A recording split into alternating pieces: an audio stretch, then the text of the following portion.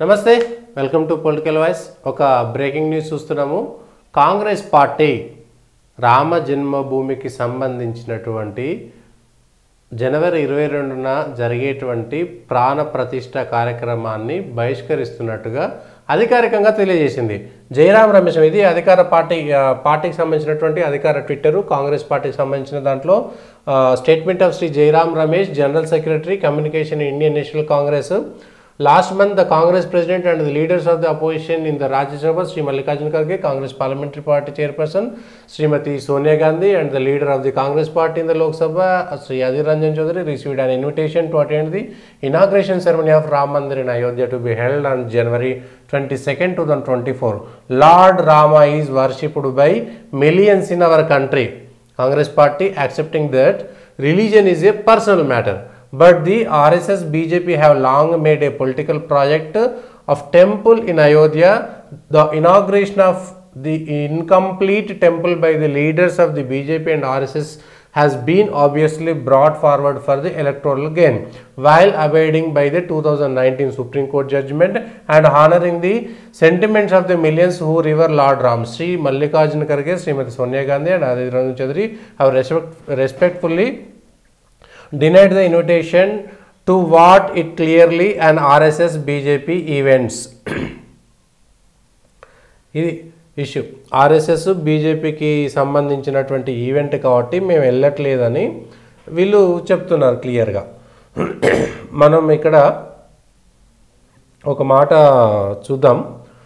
ఇది millions of Indians లేకపోతే వీళ్ళు ఎవరైనా కావచ్చు దేశంలో ఉండేటువంటి వాళ్ళు రాముణ్ణి ఆరాధిస్తారనేటువంటి విషయం కాంగ్రెస్ పార్టీ చెప్తుంది.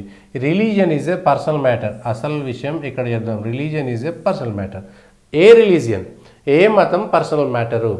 రాజ్యాంగంలో రాముడికి సంబంధించినటువంటి అంశాలు, రాముడికి సంబంధించిన బొమ్మలు, బిఆర్ అంబేద్కర్తో పాటు రాజ్యాంగానికి సంబంధించినటువంటి అందరూ సభ్యులు కూడా ఒప్పుకొని రాజ్యాంగము రాముడికి సంబంధించినటువంటి బొమ్మలు వేసిన విషయాన్ని మనమంతా చూసాం. ఇప్పుడు అదే విషయంలో Congress party religion is a personal matter అని చెప్పేసి ఈ విషయంలో హిందూ మతాన్ని కూడా పర్సనల్ మ్యాటర్ అనేటువంటి విషయాన్ని చెప్పారు.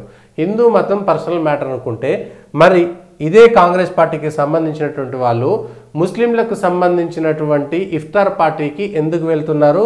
కోకొల్లలుగా వందలాదిగా నెత్తిపైన టోపీ పెట్టుకొని ఇఫ్తార్ పార్టీలు.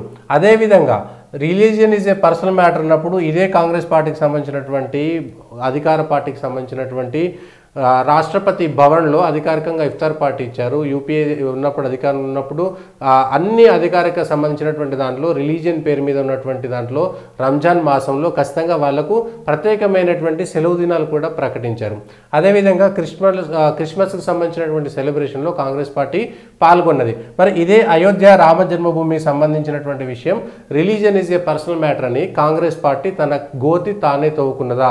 ఈ విషయంలో మిగిలిన అంశాలు దేశమంతా లేకపోతే ఉత్తర భారతదేశంలో ఆ సెంటిమెంట్ ఎక్కువ, దక్షిణ భారతదేశంలో సెంటిమెంట్లు తక్కువ అని చెప్పుకుంటుంది కదా కాంగ్రెస్.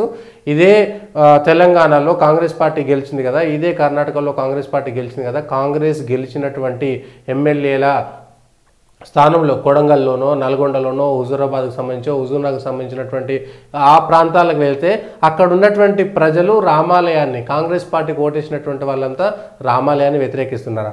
అయితే ఇది ఆర్ఎస్ఎస్ బీజేపీ ఈవెంట్ అంటున్నారు. మరి కాంగ్రెస్ పార్టీ అధికారంలో ఉన్నప్పుడు కాంగ్రెస్ పార్టీ ఎందుకు దాన్ని చేపట్టలేదు? కాంగ్రెస్ పార్టీ ఎందుకు చేపట్టలేదు?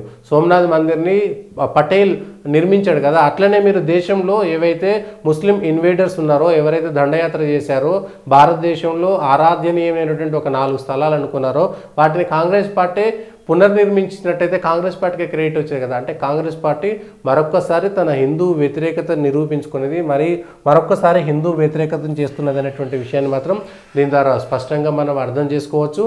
ఈ విషయంలో భారతదేశంలో మెజారిటీ అయినటువంటి హిందువులు అయోధ్య రామ జన్మభూమి వాళ్ళందరినీ కలుపుతుందనేటువంటి విషయం మనకు తెలుసు. ఈ విషయంలో కాంగ్రెస్ పార్టీ ఇది గెయిన్ అవుతుందా?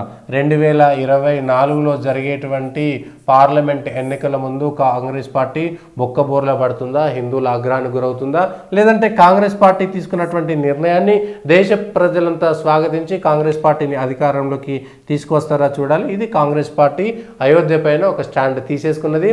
కమ్యూనిస్టు పార్టీలతో సహా మజ్లిస్ పార్టీ కూడా వ్యతిరేకించింది. కమ్యూనిస్ట్ పార్టీ కూడా మేము రామని చెప్పింది. అదేవిధంగా కాంగ్రెస్ పార్టీ కూడా రామని చెప్పింది. ఇప్పుడు కుల్లం కుల్లా ఎవరు అయోధ్యకు అనుకూలం ఎవరు వ్యతిరేకమైనటువంటి విషయం మాత్రం తేలిపోయింది.